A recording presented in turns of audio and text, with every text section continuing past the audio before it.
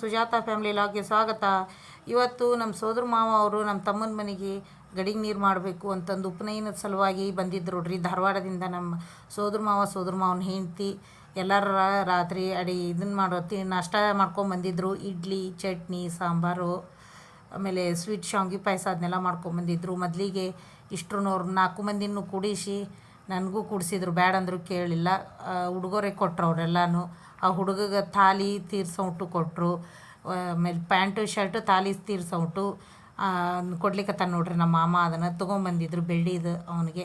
ಆಮೇಲೆ ಆಕಿ ಮಗಳಿಗೆ ಒಂದು ಡ್ರೆಸ್ ತೊಗೊಂಬಂದಿದ್ರು. ನನಗೊಂದು ಸೀರೆ ಕೊಟ್ಟರು.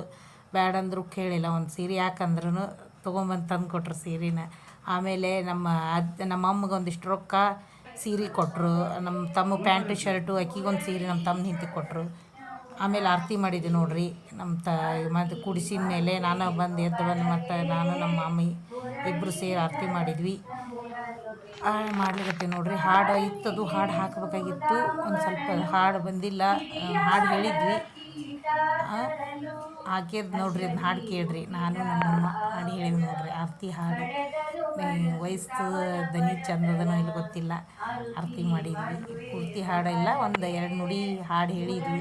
ಎಲ್ಲ ಚಂದ ಮಾಡಿದ್ರು. ಬೇಡ ಅಂದರೂ ಕೇಳಲಿಲ್ಲ, ತೊಗೊಂಬಂದಿದ್ರು. ಪಾಪ ಅವ್ರು ನಿನ್ನೆ ತೊಟ್ಲು ಬಟ್ಲು ಬಂದಿದ್ರಲ್ರಿ, ಇವ್ರದ ಮನೆಗೆ ಹೋಗಿದ್ದಿ ನೋಡ್ರಿ.